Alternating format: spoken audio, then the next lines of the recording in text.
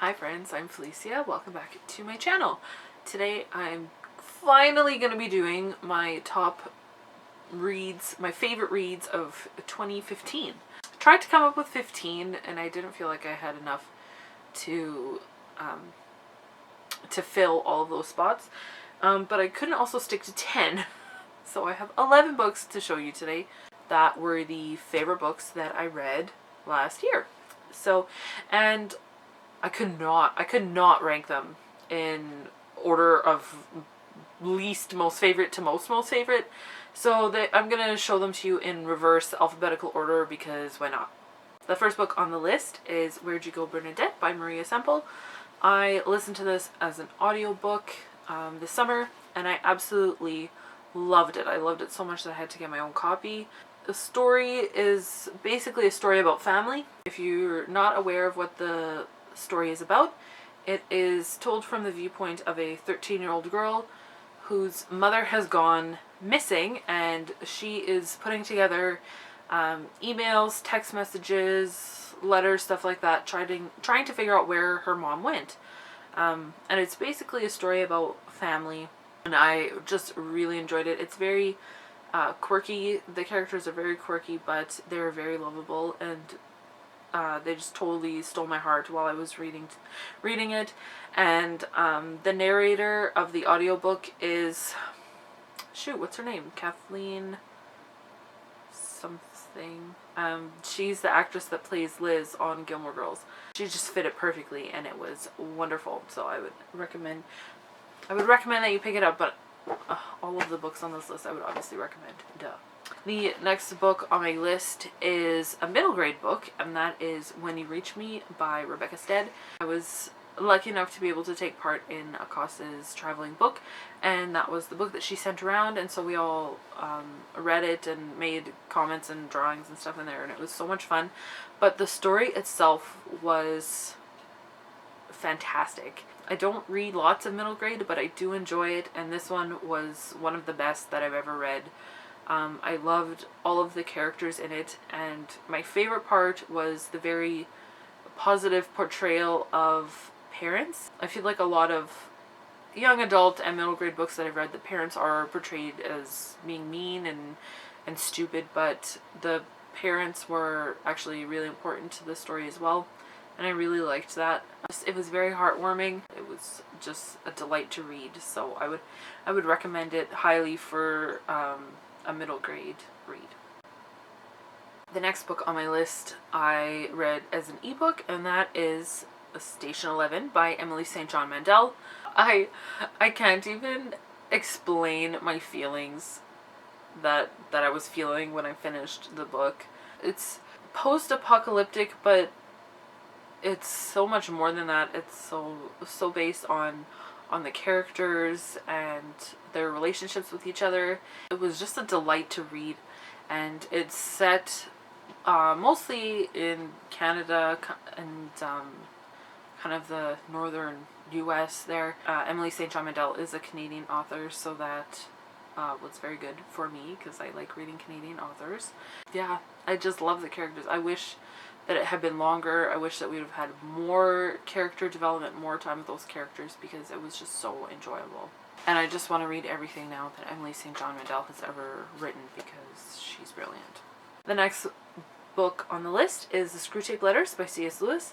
I've actually never read this book before this year, and it was very, very enjoyable. I loved it. I love C.S. Lewis's writing, but mostly I've read I haven't read much outside of the Narnia series, so I was definitely excited to read this one.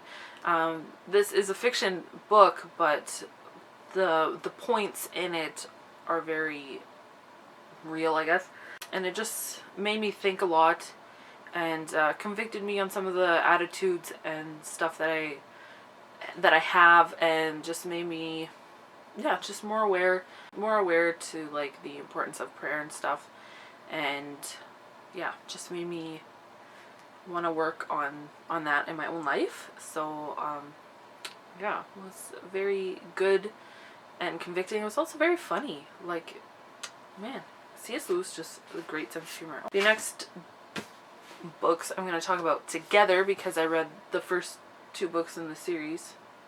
My cat is going nuts. Oh, I don't know what she's doing. Oh, it's a bug.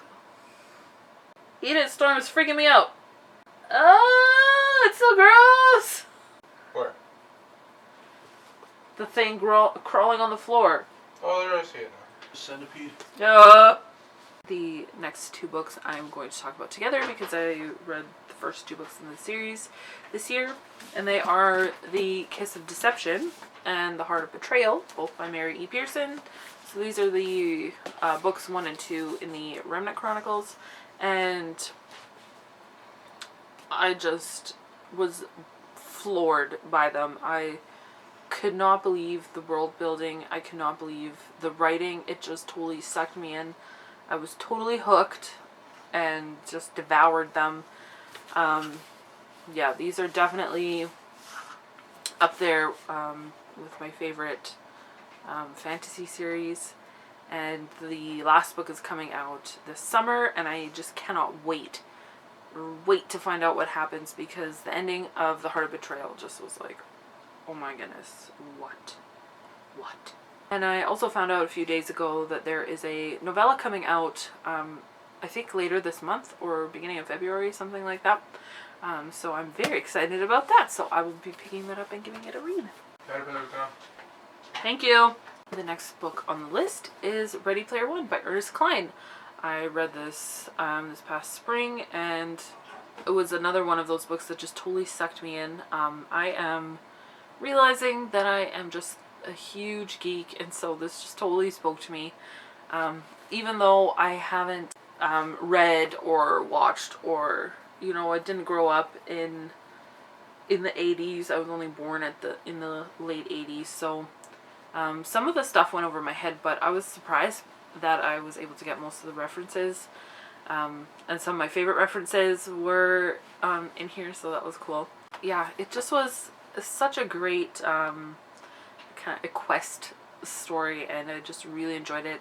I haven't read Armada yet by Ernest Cline, and I know a lot of people were disappointed with it, so I'm going to go in with very low expectations and not expect it to be like this at all, because this was just phenomenal. The next book on my list is a non-fiction book, and that is Paris Letters by Janice MacLeod, and she is a Canadian author, so yay. So this is her memoir of a period of a couple years in her life when she was just feeling really burnt out, disillusioned with her job and her career and everything, and she just wanted to go traveling Europe and create and just let go of all that stress. So she basically worked really hard. She got out of debt and saved up money so that she could go on a trip and travel Europe, live in Europe for several months. And so yeah, this is her story, but she became captivated by Paris and just ended up staying in Paris. She just really uncovered her creative side there, and it was just so lovely to read about. I'm kind of fascinated by Paris. I just think that I would love that city a lot, and it just seems really beautiful. Just her talking about her reawakening of her creative side also really inspired me creatively, and it just made me want to try things and just explore my creativity as well. And it's just beautiful. And she has an Etsy store, and she sells a subscription to letters that she writes, and she does all these like this is one of her illustrations, so she paints an illustration every month and then writes a letter on top of it. And I would love to get them if I could justify that for myself. Maybe I will someday. It was beautiful, and I really enjoyed it, so I would definitely recommend this if you're looking for something that will kind of spark your creativity. The next book on my list has been on 95% of the other best of videos that I have seen so far, and that is The Martian by Andy Weir. I did not expect this book to be as funny as it was. I did not expect it to be just as amazing as it was, and I didn't expect to be so captivated by it as I was. And it was just amazing. Like, I am not a sciencey person, but I did not feel like the science in this book went over my head at all. The way that he was able to write it to be kind of accessible, I guess, was really well done. And this isn't really a sci-fi story, it's a survival story. And I really enjoy survival stories. Yeah, I had someone ask me, like, if I don't like sci-fi, will I like this? If you like survival stories, then you'll like it, because that's basically what it is. I mean, I wished that there had been more, that we had seen more emotion out of Mark, but the way that the story is told through log entries on his side, it totally makes sense. And the movie totally fixed that problem for me, which I thought it would. So I would, like, just, if you haven't read this yet, if you're feeling apprehensive about it, like, just read it. Don't expect it to be like the most perfect book that you've ever read, but the storytelling in this is just great. And so if you like survival stories, then I think you will really enjoy this, as well as sci-fi. You know, it's just excellent. Like, oh my goodness, Mark Watney's Faye. The next book on my list is The Guernsey Literary and Potato Peel Pie Society by Marianne Schaefer and Annie Barrows. I mean, you could have, if you've been watching my videos for a while, you could have guessed that I would put this book on the list because I'm so obsessed with it. This was another one that I listened to on audio and enjoyed so much that I just had to purchase. It is post-World War II, and it is a collection of letters written between characters basically on the island of Guernsey. They're all members of the Guernsey Literary and Potato Peel Pie Society. There's a writer that wants to kind of highlight their community and especially the society, and it's just delightful seeing the all of the relationships develop and how they're all kind of connected, and all the characters had such strong voices. It just was totally fantastic, and it just totally warmed my heart, and the ending was just perfection in my opinion. I loved the ending. I was smiling so much. So if you're looking for historical fiction, like, give this one a read. I just loved it. The next book on my list is another historical fiction, and it is a young adult, and that is Between Shades of Grey by Ruta Sepetys. Ugh, that book just broke my heart into 10 million pieces, and I was just so broken after I finished reading it. It is also historical fiction set during World War II.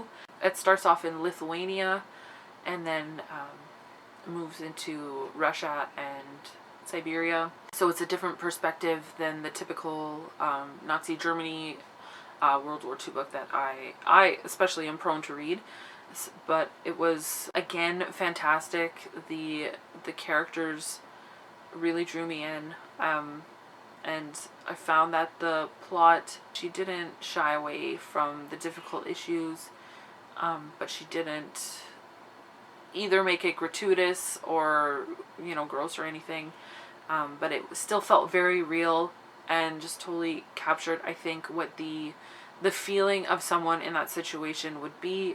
It's about people being deported on the trains to concentration camps, and so you definitely got the feeling of what these characters were going through. Yeah, I was just totally broken by the end. Like, I was not okay.